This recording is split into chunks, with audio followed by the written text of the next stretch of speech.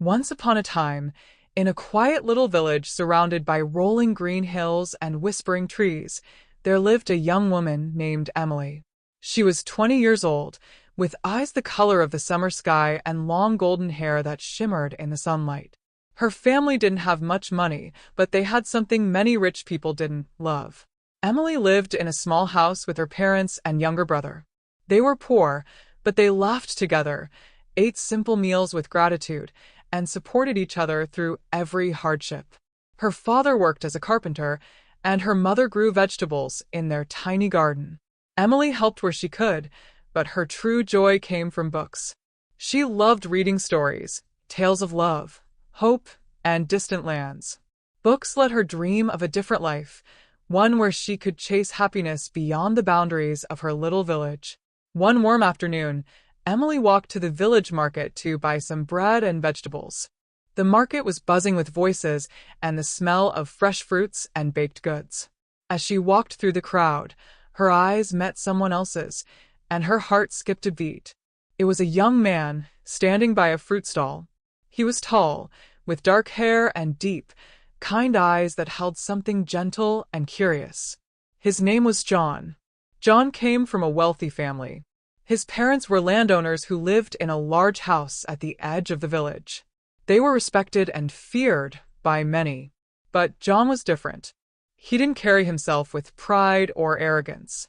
He smiled warmly, and when he spoke to Emily, his voice was soft and genuine. "Do you come here often?" he asked, handing her an apple. Emily laughed. "Only when we need food, and apples are my favorite." That first conversation was short, but something sparked between them. In the days that followed, they kept meeting, sometimes by the river, sometimes near the old tree outside the village, and sometimes just walking along the fields. They talked about everything: books, dreams, family, and the future. John told Emily he didn't care for the rich life his parents had planned for him. He wanted to choose his own path. Emily shared her wish to see the world, to live a life filled with meaning. As the seasons changed, so did their friendship. One day, while they sat by the river watching the water flow, John turned to Emily and took her hand. "Emily," he said quietly, "I love you. I want to be with you forever. Will you marry me?" Tears filled her eyes. "John, I love you too," she whispered. "Yes, I will marry you." They hugged each other tightly, their hearts filled with hope and joy. But not long after, reality came knocking. When John told his parents about Emily, their reaction was swift and cruel. "You cannot marry a poor girl," his mother snapped. "What will people think?" "She's not one of us," his father added. "You need someone from a wealthy family, someone who matches our name and status." "But I love her," John protested. "She's kind, smart, and she makes me happy." His parents didn't care. "If you marry her, we will cut you off," they warned. No support, no inheritance. John's world turned upside down. For the first time, he saw how cold and controlling his family could be. He went to Emily, his eyes full of sorrow. "They don't accept us," he said. "They want me to leave you." Emily looked down, her heart breaking. "I knew this day might come," she said softly. "Your parents, they'll never see me as good enough." "You are more than enough," John said, holding her hands. "I don't care about money or status. I care about you." "I don't want to ruin your life," she whispered. "Maybe it's better if we'll let go." "No," John cried. "I won't let them take you from me." They tried to fight for their love. John pleaded with his parents, but nothing changed. Emily's family also worried. "Emily," her mother said gently, "we want you to be happy. But sometimes love alone can't change the world." Emily cried every night. She couldn't eat, couldn't sleep. She wanted to be with John, but she also didn't want to be the reason he lost everything. Finally, with a heavy heart, she made a choice. "John," she said one morning by the river, "we have to stop. Your parents will never approve. I love you too much to see you suffer." John's face crumbled. "Emily, don't say that." "I'm saying it because I love you," she said, tears falling down her cheeks. "Maybe in another life." They hugged one last time, their hearts breaking. And just like that, their love story came to a quiet end, at least on the outside. Time passed. Emily stayed in the village, helping her family, working in the fields, and reading to the children. Her smile returned slowly, but deep inside, a part of her still missed John. John moved to the city. He worked hard, built a career, and became successful. But he never forgot Emily. He wrote letters to her, long, heartfelt letters about the city, his dreams, and how much he missed her. Emily wrote back, telling him about life in the village, the flowers blooming in spring, and the stories she still read under the old tree. They stayed friends, on paper at least. Their hearts never stopped loving each other. Then, one winter, Emily's father fell seriously ill. She stayed by his side day and night, praying, hoping, doing everything she could. Word of his illness reached John.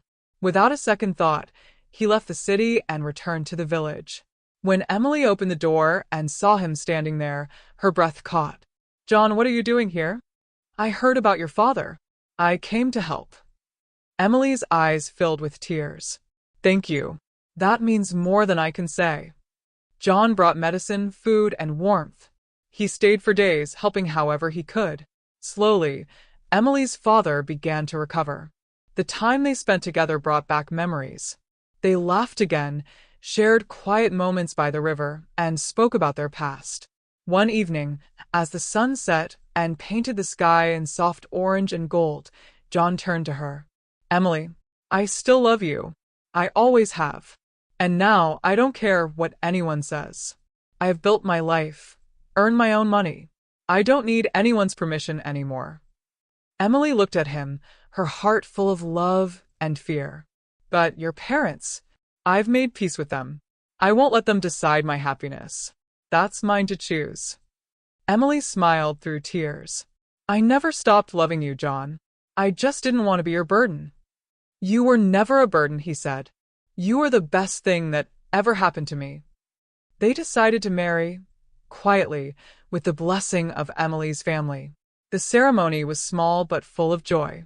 John's parents did not attend, but it didn't matter. Emily and John had found their way back to each other. They moved to the city and built a life from scratch. It wasn't always easy. There were challenges, money, work, expectations, but they faced everything together, side by side. Years passed. They had children and taught them about love, strength, and standing up for what's right. They told them stories, some real, some from books, always reminding them that love is worth fighting for. Emily and John grew old together. Their hair turned gray, their steps slowed, but their love only grew stronger. Every evening, they sat on their porch, holding hands and watching the sky change colors. One day, John said, "Do you remember the river where we first fell in love?" Emily smiled. How could I ever forget? They had been through so much. Pain. Separation. Loneliness. But they had also found their way back, because their love had never truly left. And that's the story they carried with them until the very end. That true love may be tested, delayed, even broken, but if it's real, it always finds a way.